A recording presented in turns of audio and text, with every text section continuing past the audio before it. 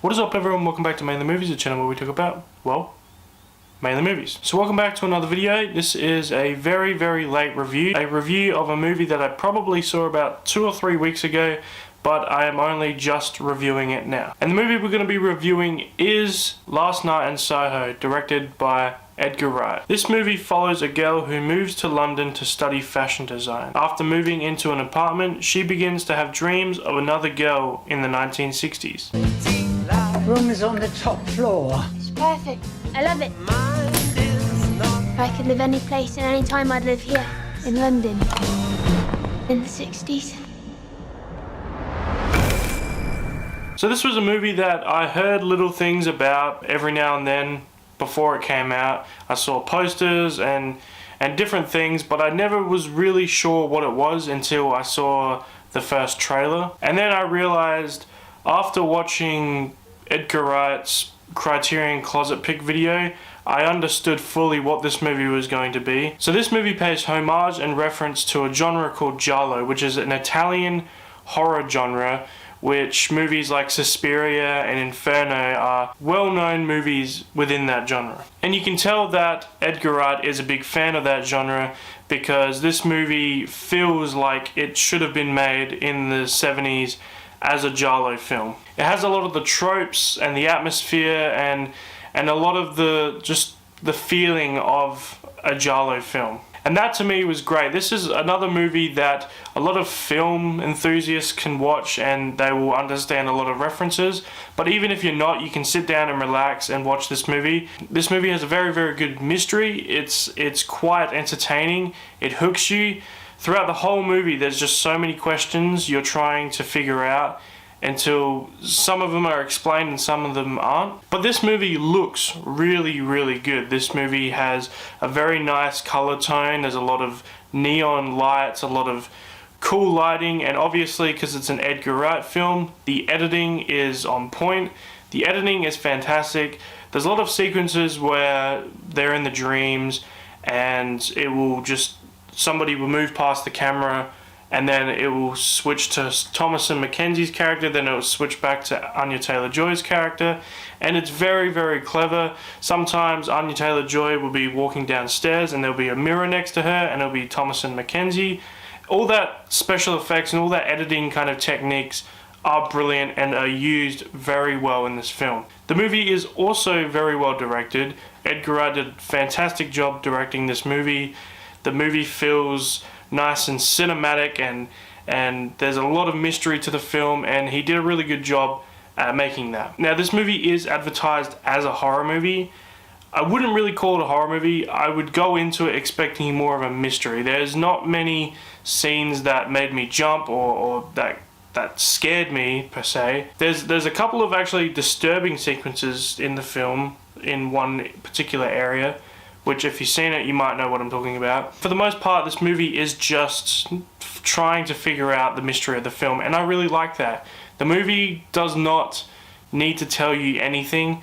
It just gives you all this information that we don't understand, and it will slowly let us know what they are throughout the film. And it's awesome to have a movie where it allows the audience to put pieces together as the movie goes on. But I really did enjoy this movie. There were a couple of things within the movie that kind of bugged me a little bit. One of them was the second act of the movie did tend to repeat itself a little bit.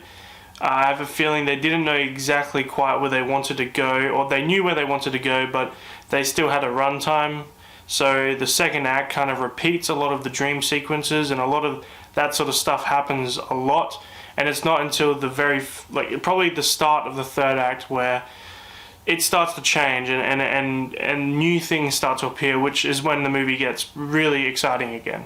But for the most part, the second act is quite similar and repeats a lot of the same elements, and that kind of bugged me a little bit. But other than that, really, that was probably the biggest one. I have a few little nitpicks, but that gets into kind of spoiler territories. But for the most part, the movie is pretty good. I guess if I were to come up with something else, and this is only minimal as well, the movie doesn't feel overly that original. When I finished watching the movie, the first thought in my mind was the characters, the main character, Thomasin McKenzie's character, her whole motivation is the exact motivation of the main character in the original Suspiria, and to me it didn't feel overly that original. There was moments throughout it where I was like, I've seen a lot of this before, so it didn't overly feel original. The third act becomes its own film, and that's why I think the third act of this movie is incredible.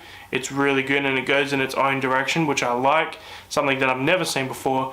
But the first and second act of this film feel like something I've seen before. It's not overly too original. But I guess that could just be Edgar Wright paying homage to a lot of the films that he loves, like Suspiria and all that. There's one sequence in the film where they go to a nightclub, and the nightclub's called Inferno, which is it's in the same font and everything as the Dario Argento film Inferno, and I thought that was a cool little homage, little reference there that some people might get and will get a kick out of.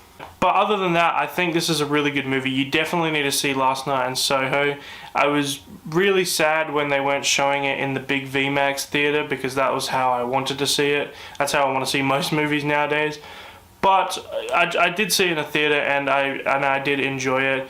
The audience was enjoying it. It was a movie that people were putting the pieces together. I heard a lot of people like they were in shock with a lot of the plot twists and things like that, which is always awesome to see. And it just is a fun, entertaining film and something that I will put on in the future. It does feel, however, very different from anything else he's done.